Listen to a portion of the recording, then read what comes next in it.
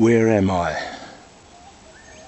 I'm in the monsoon rainforest on the Kulaluk lease, not far from the suburb of Ludmilla in the city of Darwin. 300 hectares of forest, mangroves, wetlands, all threatened by development. Aboriginal women used to come down here regularly looking for yams, which I wouldn't recognise. Here's a fairly young nest of a nesting mound of red-footed scrub fowl, otherwise known as jungle fowl or megapode, of which there are many in this forest. Can you see this red-breasted bird here? There's the scrub fowl up in that tree. You probably can't see it. It's moving its head up and down. The orange-footed scrub fowl, which nests plentifully in this forest. In the Darwin gardens they're very used to humans, but here they would rarely see a human being.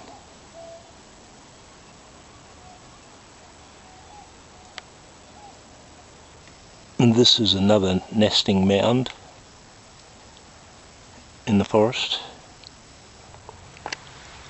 Now this is interesting. It is the closest thing to a shell midden you'll find in this area. A few square metres covered with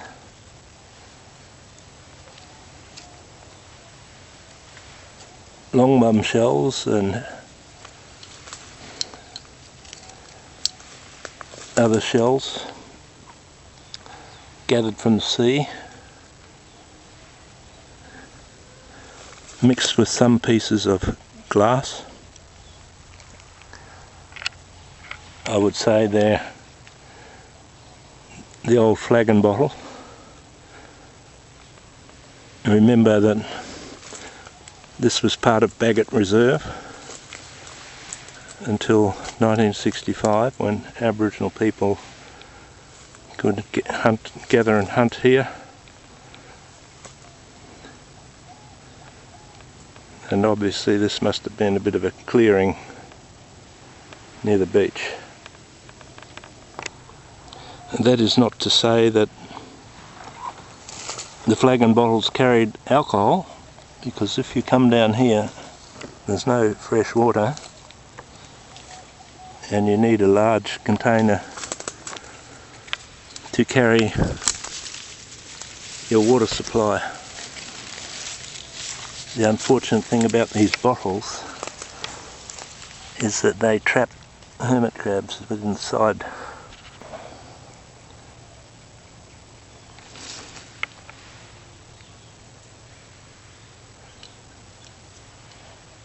You could study this and see what type of shellfish people were living off, and also how the environment has changed. I can hear the waves. I'm not far from the beach, but this last section is the hardest of all to get through. You can really see where jungle and mangroves meet here by this large nesting mound of the orange-footed scrub fowl, still active,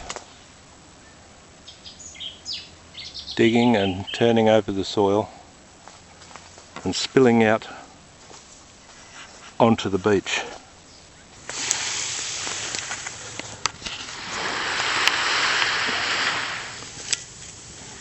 the monsoon forest and the mangroves forest. Two very different but complementary habitats.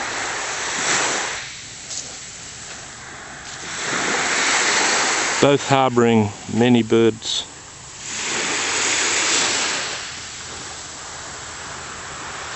Both in the city of Darwin threatened.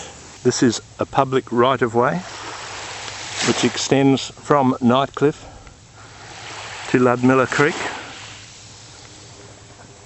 Very accessible at low tide.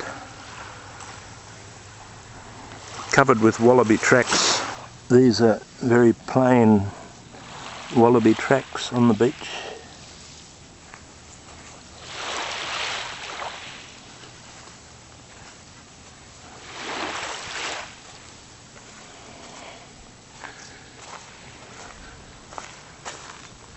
Here he goes.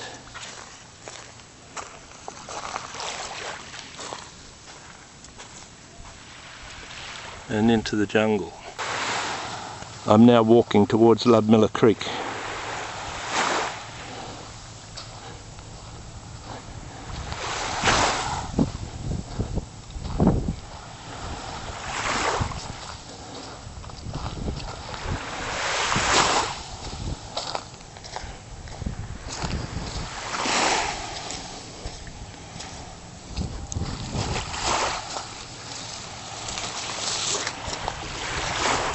Not a footprint.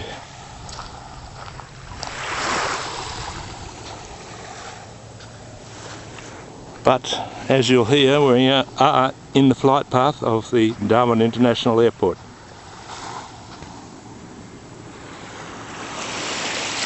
As the plane approaches.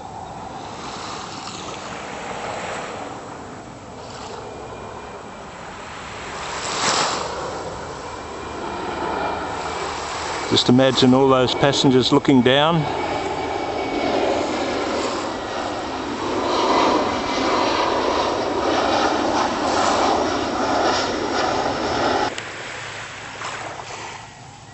Yes, it's amazing how this native plant has survived. Very eroded. Its roots in the sea at high tide. Whether that's evidence of rising sea level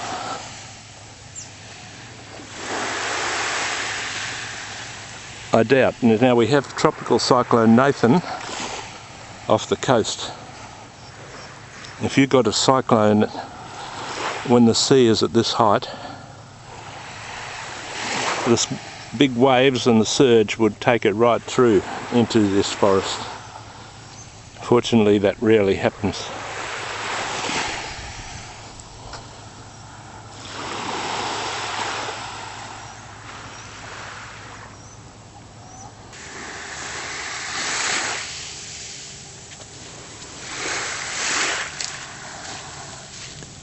I'm continuing towards Ludmilla Creek.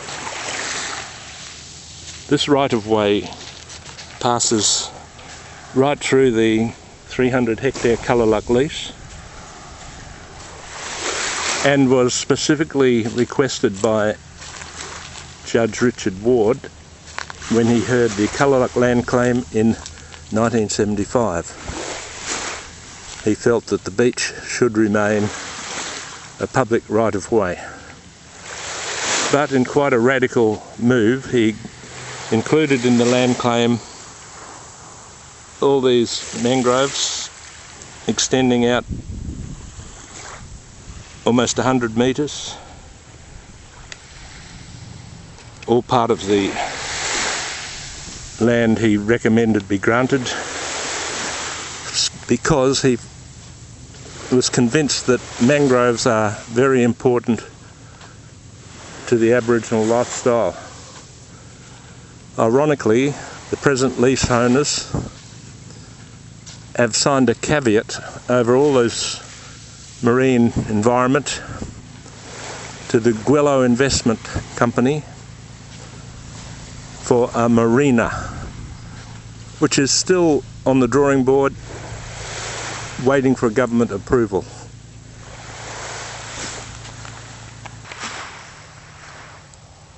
Some of the coastal vegetation. This little picnic spot is still used in modern times. You can see the shell, a bit of oyster, an old throw net, and back there's a path leading back to the Bagot Aboriginal Reserve. Here is another favoured camping spot. You might call it a shell midden, where people cook their what they call long bums, mixed with other shells and even some oysters. And here we have a different kind of midden, a beer can midden, but it also tells a story. And even these, what looks like rubbish, has a purpose. Unfortunately, people equal weeds. So you can see here where this terrible thorny ground cover has taken over this jungle fowl nest on the beach.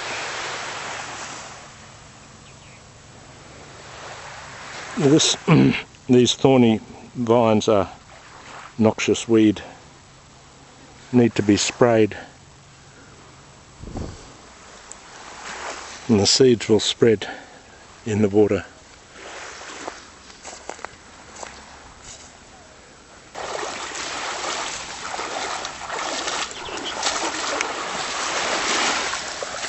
We're getting close to the end of the right-of-way as we approach Ludmilla Creek.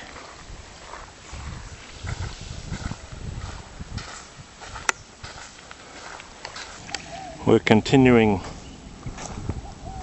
along the beach as it meets Ludmilla Creek,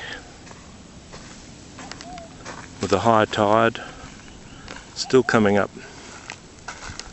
of 7.7 metres.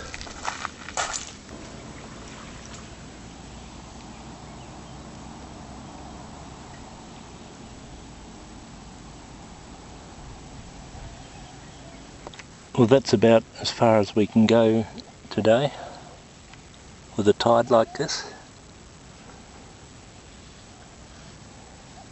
inundating the mangroves. So we'll head back along the public right-of-way.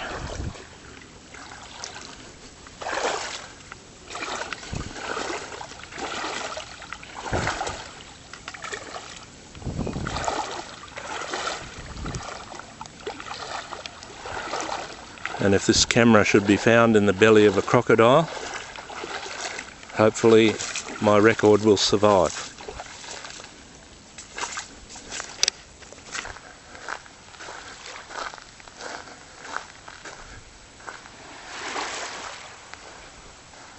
Very peaceful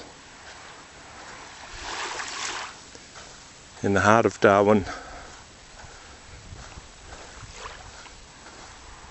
A refuge for wildlife. You might be able to see in the distance the cranes of Nightcliff.